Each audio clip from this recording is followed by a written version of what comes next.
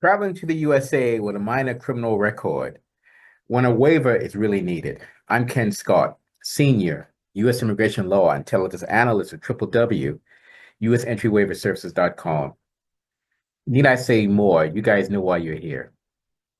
All right, guys, like I said, let's get into that title again.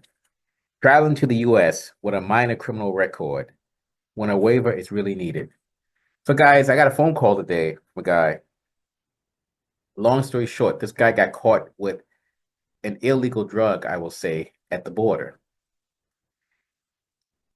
He felt I was come out and say it. He fell prey to the quote unquote scam these lawyers had sold him back in 08, 09. And back then, I clearly remember it. And I know some lawyers who actually have done this. Back in 08, 09, what they were doing at this border is when you were caught with an illegal drug, sometimes these lawyers to make some money, and I don't want to say their names yet, but that will be forthcoming probably soon. What they were doing, they were telling people, let's take it to like Blaine, Bellingham, or Sumas court and get it dropped down to disorderly. And they've done that, and it's dropped down to disorderly because disorderly conduct conviction does not require a waiver. And they gave these guys letters saying they don't need a waiver, blah, blah, blah. Guys, fast forward since then, these guys have been crossing the border and eventually they get caught and the guard tells them, no, you still need a waiver. We don't give a flying flamingo about this disorderly conduct conviction. We found, let's say below, we found powder on you at the border. We found a flap on you at the border, a powder. We don't give a flying flamingo. They'll say it's a different way. We don't give a flying flamingo what the city court has said. This is what we found. And yeah, they let the city court do their prosecution. That's fine. Be honest, it really means nothing because the border is federal. You got caught with a flap. So anyway, this guy called, and last time he crossed, they even told him, they said, you next time you come back here, said you're gonna need a waiver.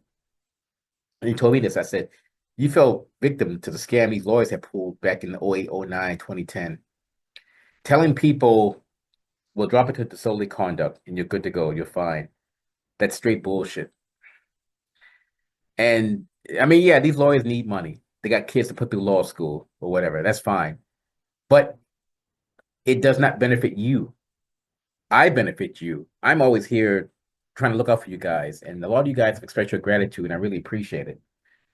So if you're one of these people who fell prey to this, basically saying, oh, my offense is now disorderly conduct, the border say, no, no, no, no, you're still inadmissible.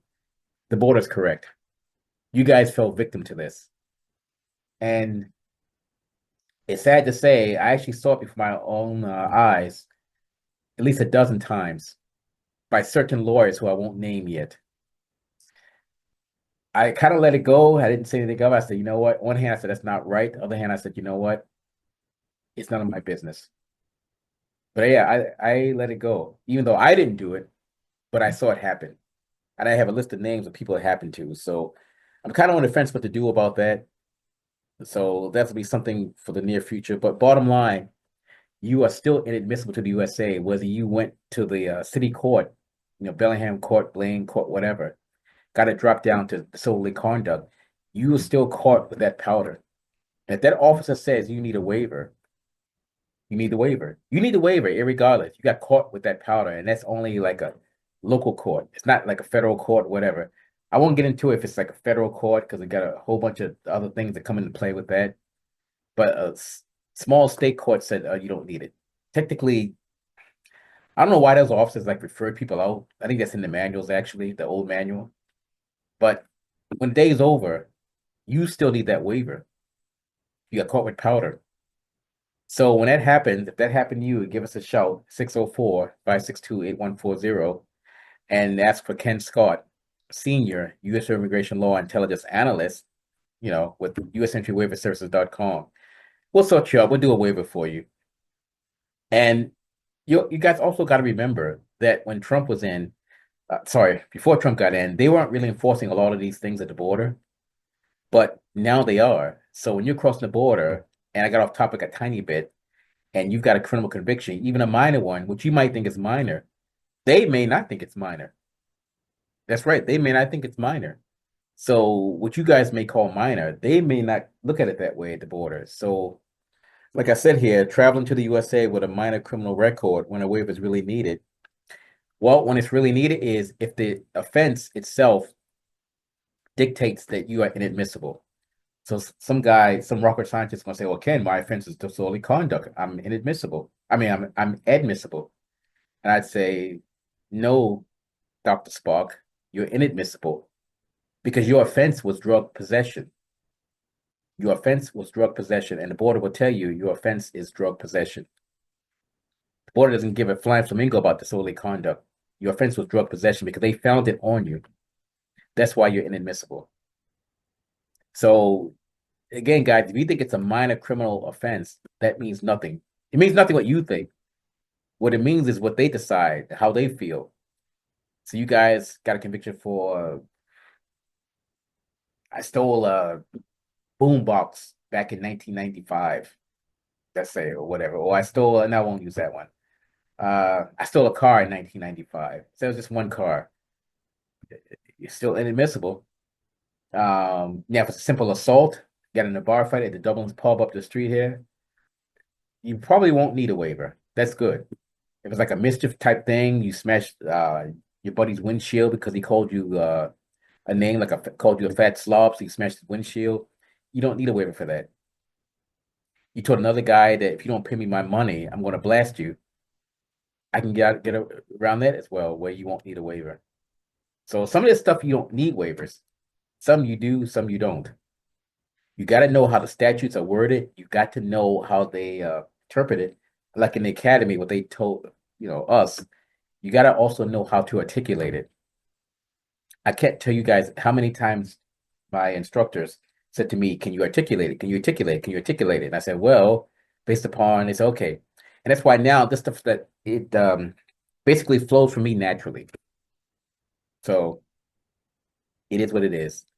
Anyway, even if you think it's a minor criminal record, doesn't mean that you get a free pass to enter because you still may or you may not need a waiver.